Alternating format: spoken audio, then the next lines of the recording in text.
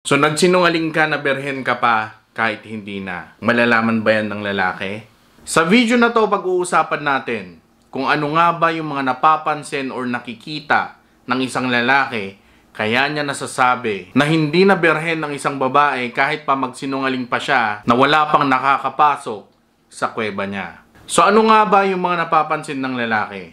Number 1, walang nararamdaman na sakit or walang dugo. May mga lalaki na nagbe-base sa sakit or sa pagdurugo kapag nasa bakbakan sila. Kaya kapag hindi ka nasaktan or walang lumabas na dugo sa pechay mo sa unang pagtatabi nyo, iisipin ng lalaki na may karanasan ka na sa iba. Na hindi na bago sa katawan mo kapag inaararo ka. Na nakapag-adjust na yung mga katawan mo sa ganyang bagay. Pero para sa akin, may mga babae talaga, hindi naman lahat. Pero may mga babae talaga na hindi nakakaramdam ng sakit or hindi dinudugo. Lalo na kung alam ng lalaki yung ginagawa niya. Yung hindi lang basta tusok ng tusok yung alam. Magiging maganda pa rin yung experience mo kahit pa yan yung unang beses nyo. Basta alam ng lalaki yung ginagawa niya. Hindi ko nilalahat pero posible yan. Kahit nga may mga anak na kapag matagal na wala kayong bakbakan, tapos may mangyayari ulit sa inyo at tusok lang ng tusok yung lalaki, sigurado may posibilidad na dudugurin yan.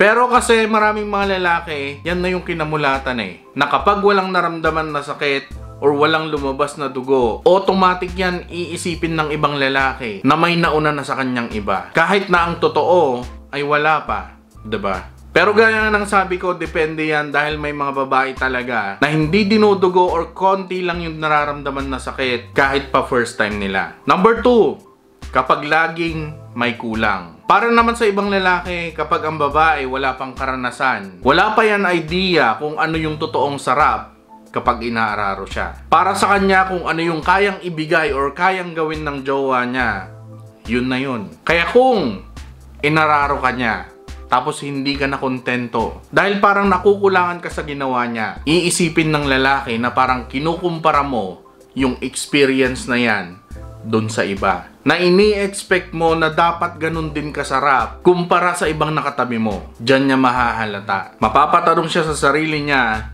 na baka may nakatabi ka na ibang mas magaling. Kaya ayan, parang hindi ka nakokontento sa ginawa niya sa'yo. Dahil karamihan sa mga berhen, kapag yan pa lang yung unang beses niya, ang ginagawa niya, hinihintay lang niya kung kailan matatapos yung lalaki. 'Di ba? Hindi pa yan magko-complain na nabitin siya or hindi magaling yung lalaki. Kaya ayan, nasasabi ng ibang lalaki na hindi ka na berhen kapag yan pa lang yung unang beses yung magtabi tapos parang nakukulangan ka na. Pangatlo, hindi masyadong sensitive kapag tinatouch. Ang isa rin sa tinitignan ng lalaki ay kung hindi na sensitive sa touch ang isang babae. Kapag kasi ang babae wala pang karanasan, masyado silang sensitive, lalo na kung lalaki yung hahawak sa kanila. Kapag nahawakan sila ng lalaki or kahit dampi lang, parang hindi sila nagiging komportable at nilalayo nila yung part ng katawan nila na natatouch or nahahaplos or nahawakan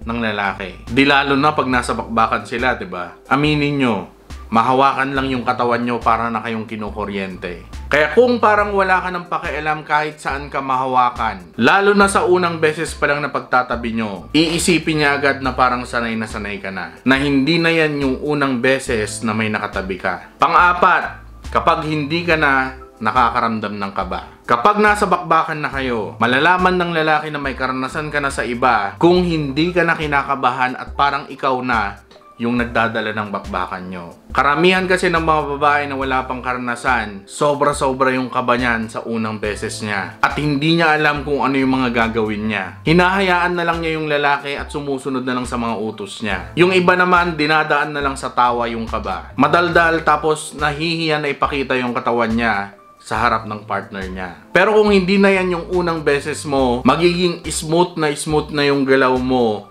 at alam mo na yung mga ginagawa mo. Kaya niya nasasabi na hindi ka na berhen. Panglima, alam mo kung ano yung posisyon na gusto mo. Malalaman din ng lalaki na hindi ka na berhen kung alam mo na kung ano yung mga posisyon na gusto mo. Diyan pa lang, mapapaisip ng lalaki kung bakit alam mo yung mga ganyan. At kung bakit yan yung gusto mo. 'Di ba? Dahil kung wala ka pang karanasan, madalas nakahiga ka lang. Ni magtanggal ng saplot, hindi mo kayang gawin. Or nahihiya ka, 'di ba? Pero kung sabi mo sa kanya na berhen ka pa, tapos nung magtatabi na kayo, nag-request ka na agad ng doggy or helicopter, matik yan. Mapapaisip yung lalaki na baka may karanasan ka na sa iba. Number 6.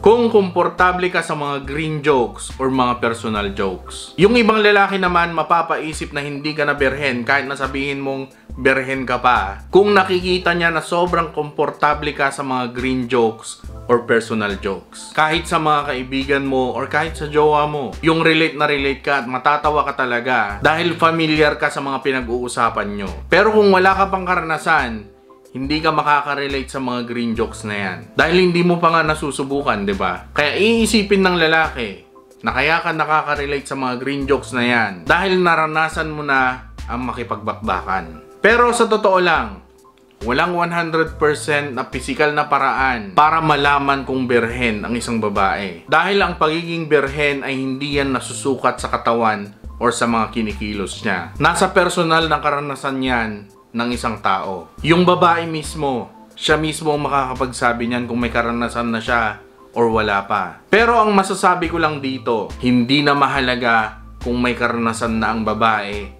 or wala pa. Ang mahalaga ay kung paano nyo mahalin yung isa't isa sa isang relasyon. Yung tanggap nyo yung isa't isa kahit ano pa man yung mga nakaraan nila. Alam nyo, hindi nyo rin kasi masisisi yung ibang babae kung bakit na ibibigay nila yung pinaka-iingat-ingatan nila sa isang lalaki. Dahil syempre nagmahal din lang sila at naniwala sila sa sinabi ng isang lalaki. Naniwala sila sa mabubulaklak na salita ng mga lalaki. Na pag binigay nila yon, hindi sila iiwan, hindi sila lolokohin, papanagutan sila. Pero sa huli, ayun, niloko lang din pala. At saka sa ibang lalaki naman dyan, na naghahanap ng berhen or nagre-reklamo dahil hindi na daw berhen yung mga jowa nila. Ang tanong, bakit ikaw? Berhen ka ba? 'Di ba? Pero dapat wag din kayo magsinungaling kung berhen pa kayo or hindi na. Dahil dyan mo makikita kung matatanggap ka ba talaga niya or hindi. 'Di ba? So yun, Reg TV nga po pala and shoutout po muna tayo. So shoutout kay Ma'am Divine Acantilado from Saudi and shoutout din kay Kobe01. Nakalimutan ko yung totoong pangalan niya. Shoutout din kay Ma'am Annalyn from Kuwait. And yun, yung mga nagpapa-shoutout sa last video natin. So yun, maraming salamat sa panonood and ingat kayo sa mga kinaroon. God bless, peace, and love you all. Goodbye.